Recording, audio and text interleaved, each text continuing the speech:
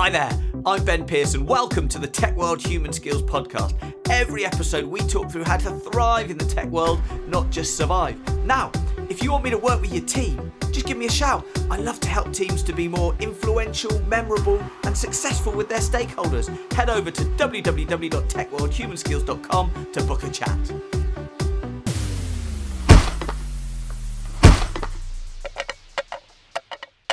Hey everyone, and welcome to the Tech World Human Skills Podcast. What a treat we have in store for you today. Now, we've done a couple of talks on episodes on storytelling and how you talk to non-technical people. But today, we're going to think about how you talk to techies.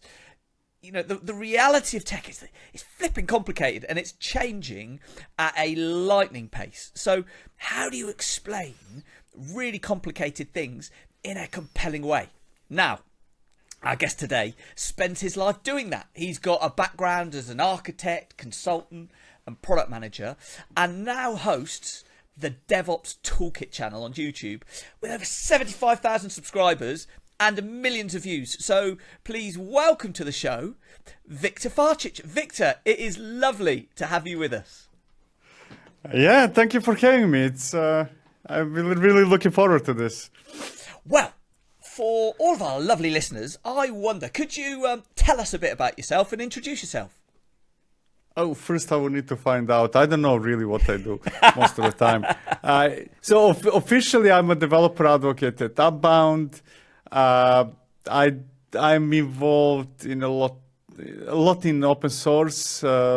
Most of what I do is in publics one way or another, whether that's writing some code, whether that's speaking at conferences, whether that's trying to steer the projects in certain direction.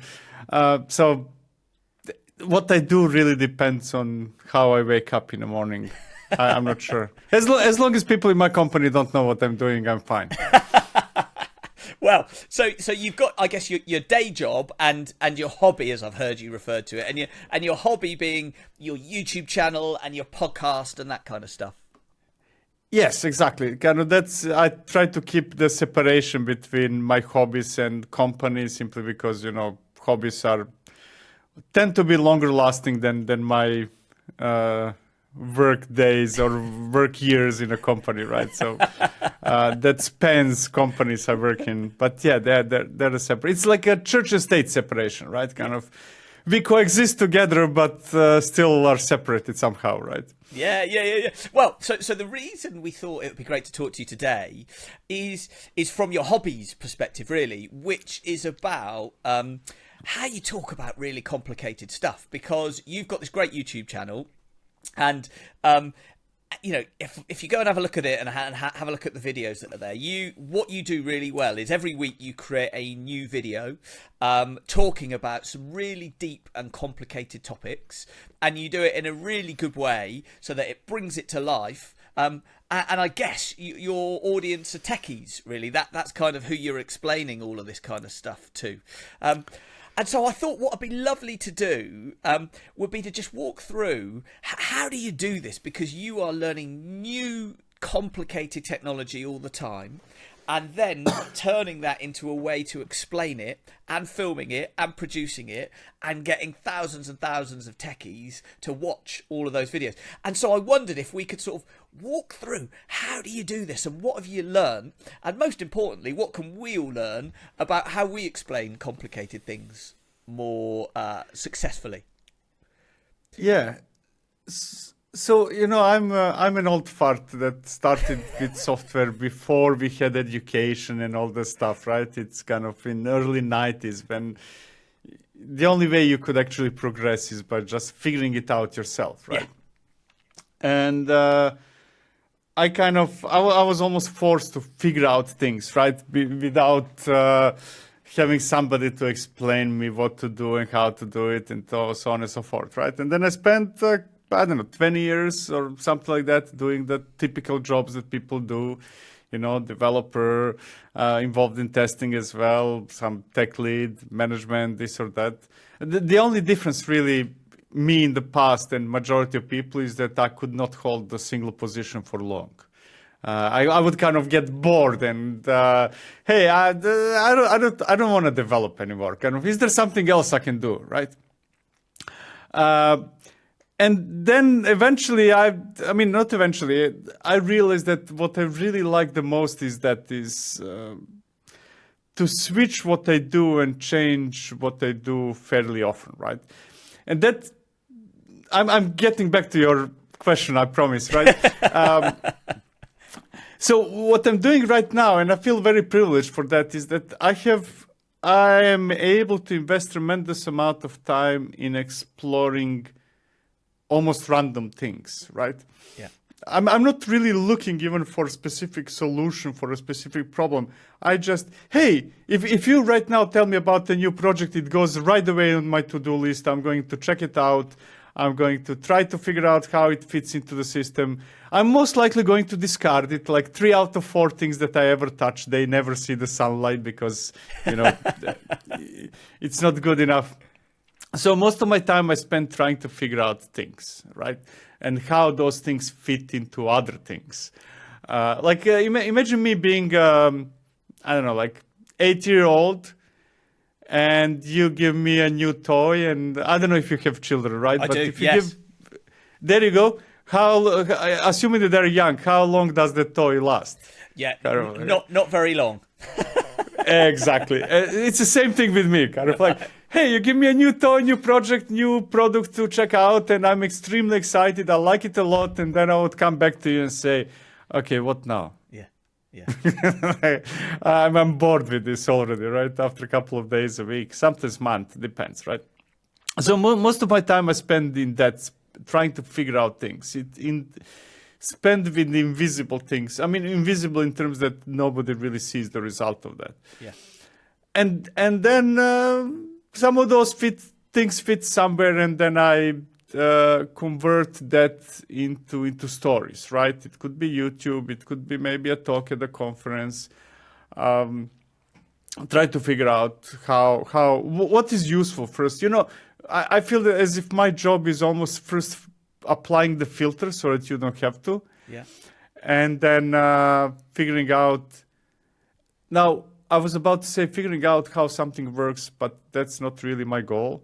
I'm not trying to figure out how something works, because anybody can figure out easily how something works, right? You go to the documentation of that something, you follow the quick start, you know how it works. What I'm really trying to figure out is how does that fit into the system, right? It's easy to figure out what is this thing in isolation. Yeah. What is a challenge is how that, it's a Lego piece. How does that fit into whatever Lego I already have assembled, right? And eventually that becomes a video or some other form, and people watch it or read it or listen to it. So you spend a lot of time learning. So it sounds like you've got a great love of learning, which I know a lot of people in tech have, really. You need to, otherwise you can't thrive, I don't think, in the tech world if you don't like learning stuff. So you're constantly learning, and then constantly finding those things that are great, and then how they fit in the system. And then for your hobby, I guess what you're then doing is saying, right, this is worth sharing with the world. This is now a topic that I need to share with other people. Is that right? Yeah. I almost feel it exactly. That's the process, right? And I feel almost like my responsibility to do that, in terms that, when I was young and junior, then what's or not developer, a lot of people helped me, and then now, 30 years later, it's my turn to return the favor in a way, right? Yeah, and pay it forward. Exactly. And then, somebody younger than me is going to benefit from it, and then I will retire, and then that somebody is going to help others, right? It's great. So it's how the world works, or how the world should work. How the world should work. So let's start to dig into that a little bit. So you've found something that you think, this is brilliant. It fits in the ecosystem. This is something that people may get value from. What do you do then? How do you go from there to, I've now got something that I'm ready to communicate to people in an effective way. And then maybe at the end, we'll then talk about how you get that on video, and we'll think about maybe the video production. But how do you go from, I've got this thing I want to talk about that I can now articulate in a really compelling way? What's your process for that? My process is code, really. I write code, and code in any form you can imagine, whether that's commands, whether that's manifest, whether that's Go code or whatever. My brain is really, I'm not trying to write down the story.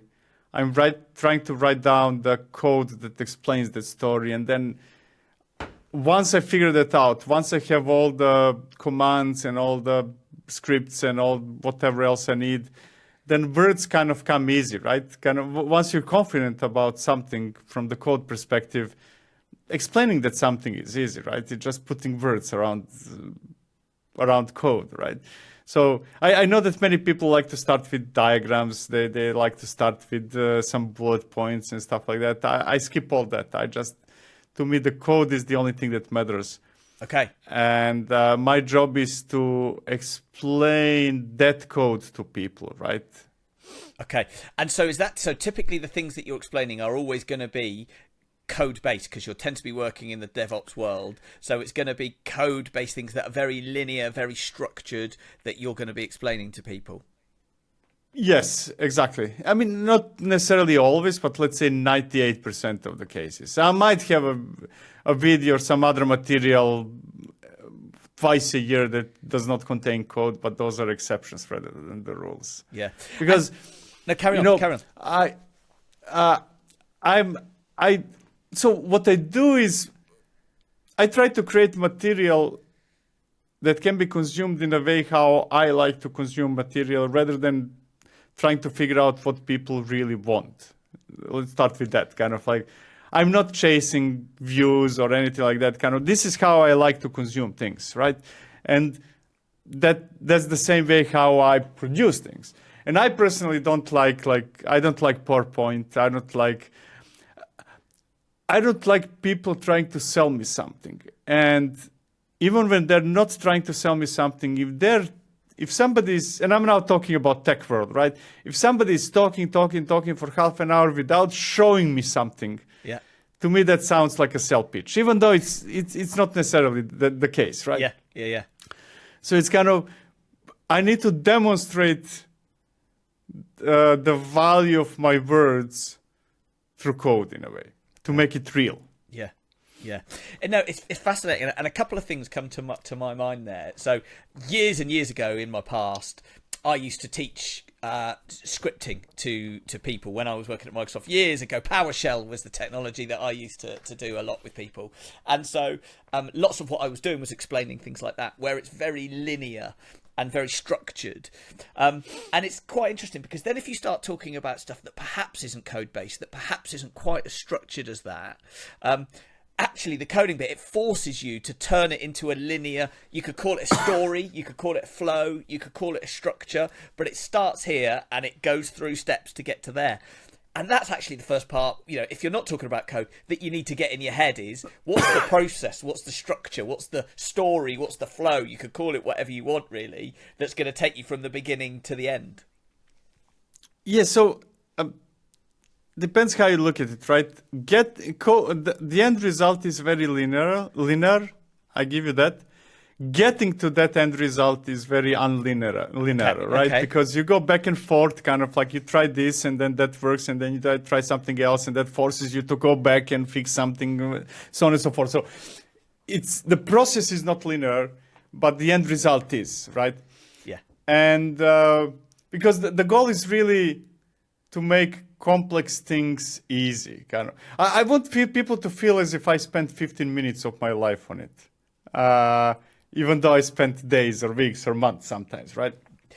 Can I pause you there, Viktor? Because that is so Sure. important. That is so important, and I think that people don't think about.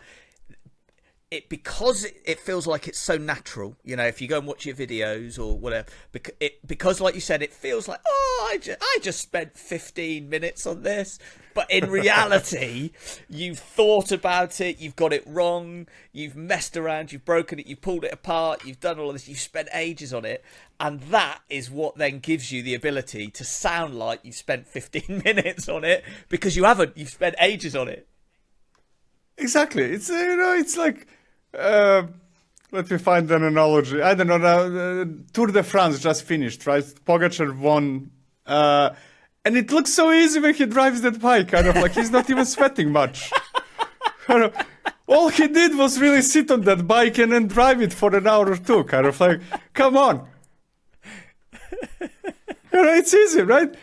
In reality, he had to. I don't know, nobody knows how much he trains every day for how many years and things like that, right? To make that ride relatively easy, right? Yeah, it's the same thing, right? Yeah, lots of hard work. Oh yeah, exactly, and it's okay. Kind of, it's not supposed to be.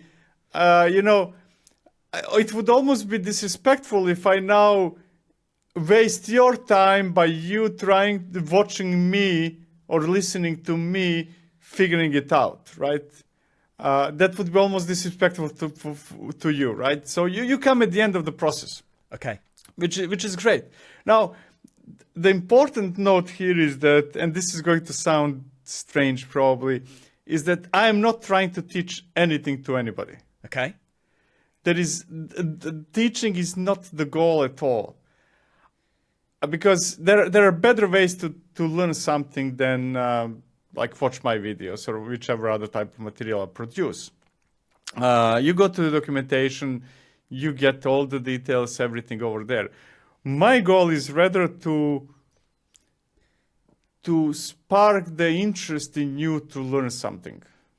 Okay. Right? Kind of to spend half an hour listening to me and say, oh no, this is not for me. Excellent. I just saved you a week getting to that conclusion. Or, hey, this is awesome, right? Kind of like, I saw the end result. I want that end result, and I'm going to spend now week, month, whatever amount of time is required to learn that something. Because you're not going to learn all the details about something from me in half an hour. Yeah. That's not going to happen. Yeah. But if I can reach the point that somebody says, this is amazing. I want this. Yeah. This is worth my trouble. This is worth my time. Then I'm a happy person, right? Yeah. That's usually why very often in videos and other material, you know, you were mentioning earlier how linear it is, and it is, but there is one exception, is that it goes from the beginning, you know, setup, and then something light, and then we're complicating things until we get to the end result. But then in my material, when I get to that end result, I put that end result at the very beginning, the first couple of minutes. Okay. So that you can... I'm very obsessed not wasting anybody's time, right? So if you're going to watch, I'm going to give you 3 minutes to decide whether half an hour is worth your time, right? I'm kind of incentivizing people not to watch my videos. Yeah. In a way, right? Yeah. Kind of, hey, this is what will happen. This is the end result. Look at this. Blah blah blah blah.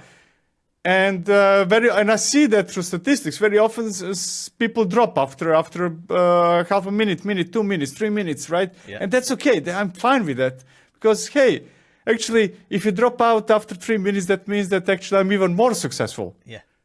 Right? Kind of like I even managed to convince you in smaller amount of time that might not be for you. Yeah. And that's really good, because that's a great human way to do it, isn't it? That's what you want to do to humans, right? Is this useful for you? No, it's not. Go somewhere else. Yes, it is. I'll do my best to help you. But that's not the way that all the big tech companies reward creators and reward, so if you go and look at, how to create tension in a video and how to view, maximize minutes watched, it's the big reveals at separate points as you go, they're thinking about how you keep eyes on your video for as long as possible. Whereas what you're saying is, I'm here to kind of help people really, and help them decide whether they want to use this, and if they don't, let's get them off quickly, and that those that are there are then committed and will get value from it. Exactly. The major difference is that the things I do as my hobby, like including YouTube, right? They're not my source of income. So I'm not forced in a way to chase all those things so that I maximize the retention and maximize, the number of viewers and all those things that would increase my income, right? It's literally a hobby. I'm earning just enough money from YouTube to pay the costs of editing. Somebody else is editing my videos and things like that. So if I end up on zero, that's the success for me, right? Yeah. And then I don't have that incentive to force you to keep watching, to discover after half an hour that I'm just, this is not for you, right? Yeah. And I remember, so we had a little chat a couple of weeks ago, just sort of whilst we were meeting each other and planning what we might talk about today. And I love one of the things that you said, it was that you're like writing a crime novel. So when you're thinking about one of the, do you want to explain to everybody what you mean by you're writing it like a crime novel? Yeah, so a bad crime novel would be, and I'm now simplifying it, let's say, and inventing it as I go, right? Let's say that you're presented with inspector, and inspector is cold, and he's walking the streets and stuff. No, the good crime novel starts with a murder, kind of. In the first chapter, in the first couple of pages, there is a murder. Somebody was murdered in a house where there was 10 people. We don't know who is everybody's a suspect. We don't know who the murderer is. Yeah. Do you want to read more? Yeah. Right? Yeah. And of course you won't. And then it goes either back in time or somewhere else and things like that, and it slowly reveals. But you find out immediately the suspense part, right? You have a hook, and maybe you can, some books are also like that. Actually, I'm not interested into the murder mystery type of novels, so I'm going to read something else. Excellent, right? But if you are interested, it always starts with the murder, because that's the interesting part. That's what you want to discover, right? Yeah, and that's the approach you're going through here is, right at the beginning, you're hooking people in and saying, this might be for you, this might not be for you, here's the murder. And then for the rest of the video, we're going to be talking about the details of how it all plugs together, when you'd use it, when you wouldn't use it, all of that kind of stuff. Yeah, the rest of the video is discovering how that person was murdered. Yeah, yeah. Now, one of the other things that you mentioned, you hate PowerPoints and all of that kind of stuff. You like to look at the code. You like to look at the actual product when you're explaining it. Do you want to talk to us a bit more about that? Yeah. So actually, it is and it isn't like that, right? I like to see what the product does, how it fits into the system. What is the culture that behind the theme of that product? Because if my culture does not fit their culture, then that product will not be for me, and so on and so forth. I think that there are many, many, many things that are important around the project that is not code. But I think that all those things are best explained through code, right? And also figured out through code and so on and so forth. So I don't think that it's all about code, but I think that code explains all of it, right? Okay. It's like, because code is like a language. Like right now we're speaking English to each other, right? And code is just another language. It's just switching your brain to that language and reading it as if you're reading a novel, right? Yeah. I must admit, I quite like to understand the big picture first. So I'm quite a visual learner. So I quite like to think about, okay, what are the components that we're going to be plugging together, and roughly how are they all going to fit together, and what's the big picture of what's happening. And then I love to get into the detail. So now I've got all of those components in my head. Now let's go through and understand it in that next level of depth. So I think I'm perhaps a little different. I like to be able to visualize it in my mind first.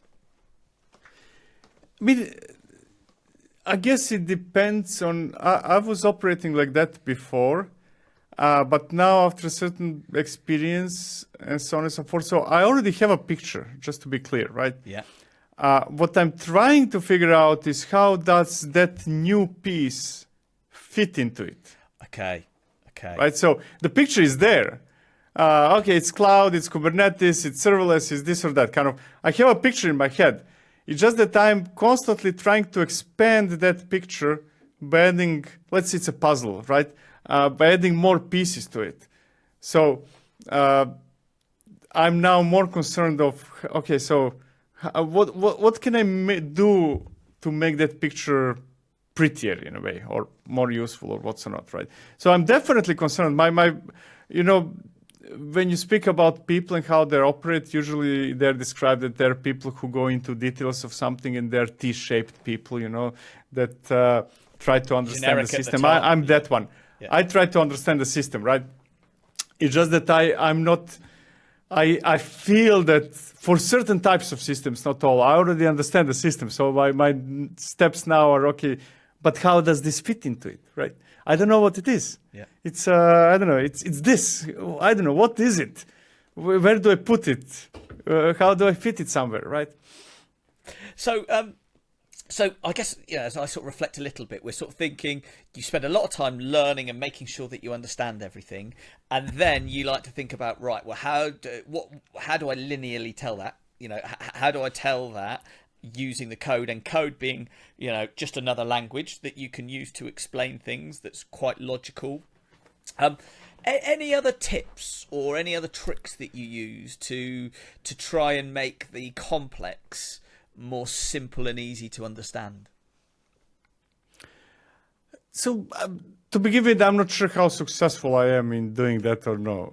I hope I am, but well, you get lots of people that really like what you're doing, so I'm going to say yes, you are successful. So it'd be great to hear your lots opinion. depends, kind of.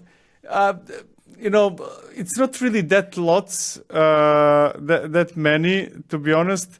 You have, without naming, you have people on YouTube, for example, in tech world that are having much more views and things like that. In big part because I'm not really concerned with junior. I just finished university. I'm more talking to more experienced people. Yeah. Okay.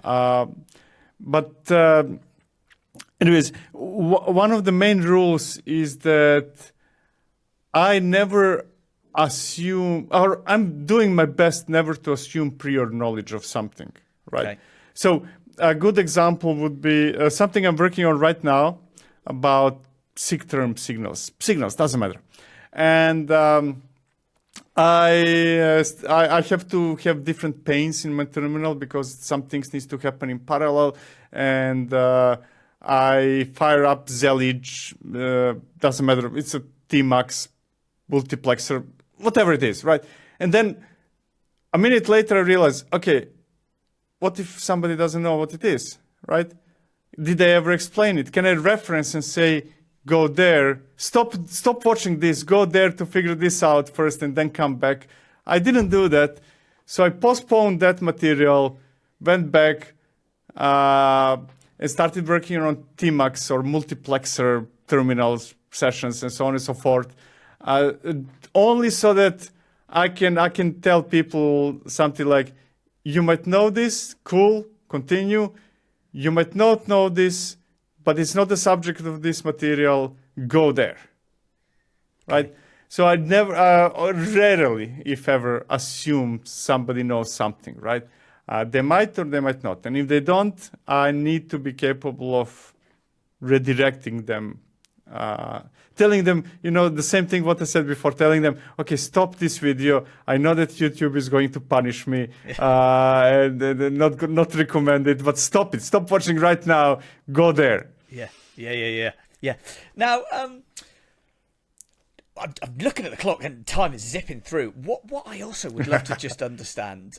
So you've created this content, you've got a great narrative, and you're talking. You've got this great way to explain stuff. Just about the production of the videos. So you're producing, because I think more and more video on demand is a great way for us to talk to people, whether that be customers, whether that be internal colleagues, whoever it is, because it's accessible anytime, and it's a really good way to explain stuff. what have you got any tips on how to create these good videos that you've got on YouTube that we could learn from? So I'll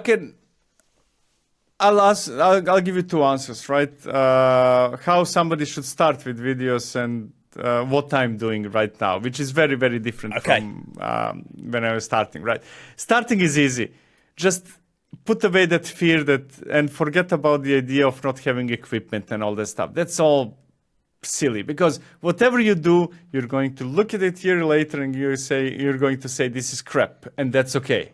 Because if you get to the point to say, and this is not for videos, for anything, to say this is crap what I did last year, that means that you improved. Yeah, it's great, right? And the only way to improve it is by doing it over and over and over and over again, right? And I get that question often, kind of, what should I start with? Which equipment should I buy? Oh, buy a cheap mic. You have iPhone. Yes, cool. That's it. Kind of put some lights around, get some lights from around your house, put it on, and then just do it, right? Yeah. It's going to be horrible, absolutely horrible. But that horrible is better than not doing it, right? Yeah. Yeah, and it's going to have some substance to it, right? Because you're talking about something that is of value. So you've got all of that stuff that's in your brain that would be great to share with other people. Exactly. And it's the same like anything else. You know, if I look at the code I wrote in 90s, I'm ashamed of it. It's horrible, right? Of course, I'm ashamed of it because I feel that I write better code now. Yeah, that's the only reason, not because it was really bad. But today I have slightly more complicated setup. So until not long ago, I was actually not having a manuscript. I was just speaking from top of my head after I have the code. Now, code is important, just kind of putting words.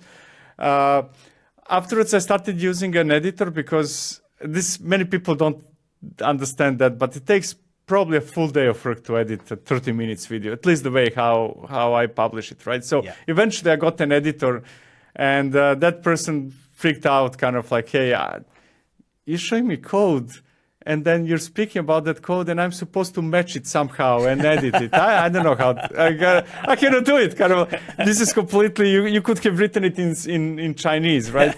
So I was forced in a way to write a manuscript. Now I have a manuscript, kind of like the text I'm saying, more or less, stuff like that, so that I can simplify the life of the editing process, right? That is done by somebody else. Yeah.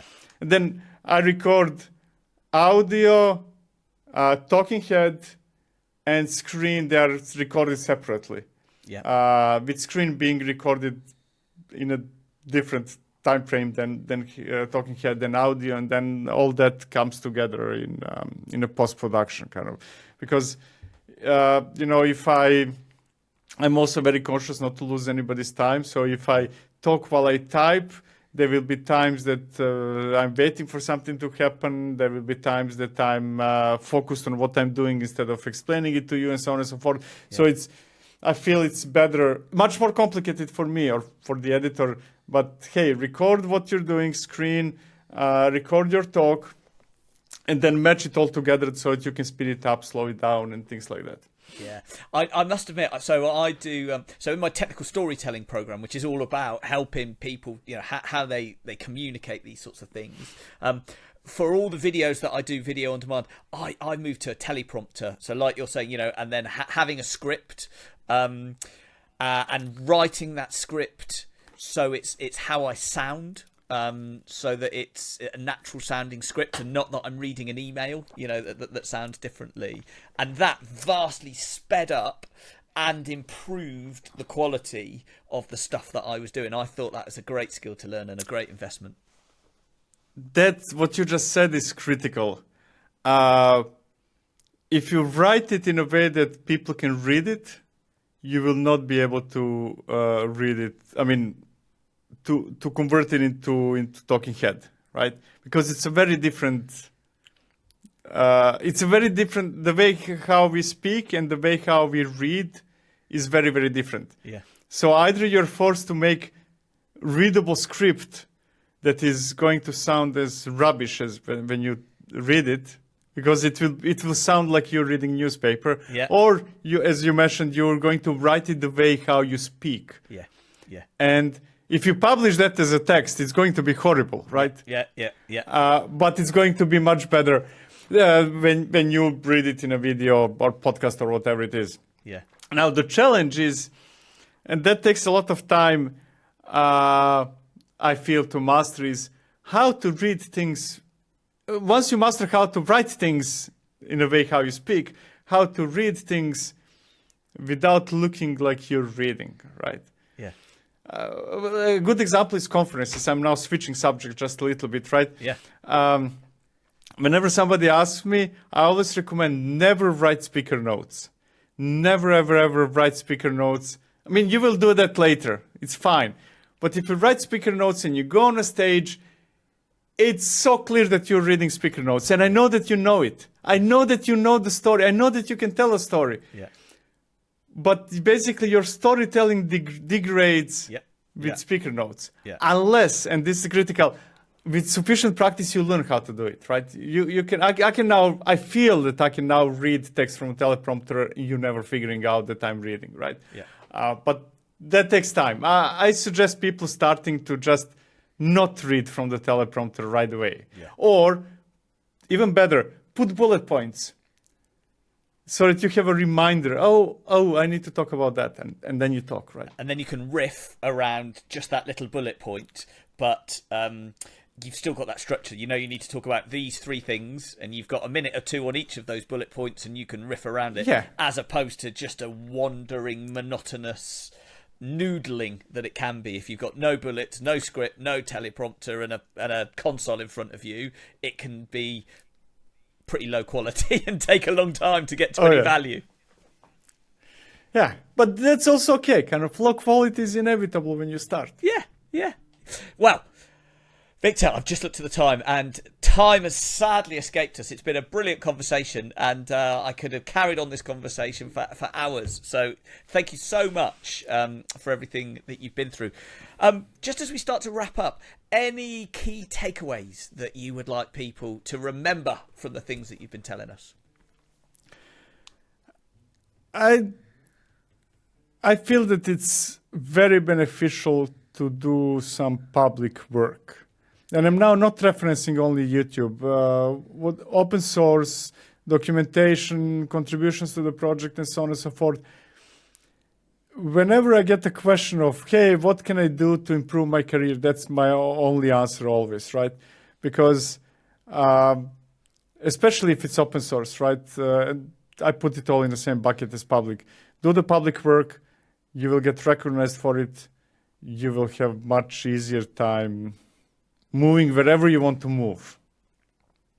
Yeah, no, that is a great takeaway. Great takeaway. For me, when I think about the things that you've been going through, you know, I love your approach there. Just try some of this stuff. You know, don't be scared. Yeah. Get over the fear and have a go. And of course, it's not going to be as good as it might be in 10 years' time when you've done it. But don't take that first step. You know, I love that. I also love the idea that you're sort of giving of when you're talking about this stuff, treat it like a crime novel, you know, so hit us between the eyes with the murder, you know, hook us in with the murder. Do we want to commit to this now unraveling of the murder, or do you not? You know, I really love that idea. So those two things have, really gone into my brain. So thank you so much. Now, if people have loved listening to you and want to get more of you on YouTube or your podcast, can you tell us, where do we find your YouTube and where do we find your podcast? I'm everywhere. So if you Google my name, you'll find me in a bunch of places. So there is a YouTube channel, DevOps Toolkit. Then there is podcast, which is on many platforms. DevOps Paradox. If you're in, I'm likely going to be in the conference in your city, wherever that is, whenever that is. I'm going to a lot of those as well.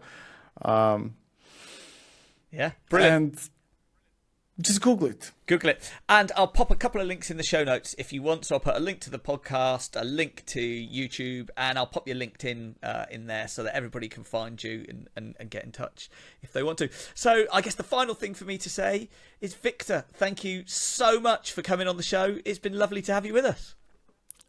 Thank you for having me. This was brilliant. Well, there we go. Thanks for listening. Remember, if the podcast is not enough for you and you want weekly tips delivered straight to your inbox, sign up for the Elevated You newsletter. Head over to www.techworldhumanskills.com to sign up. Oh, and can you do me a favour? Could you subscribe to the podcast and rate the show? It really helps spread the word.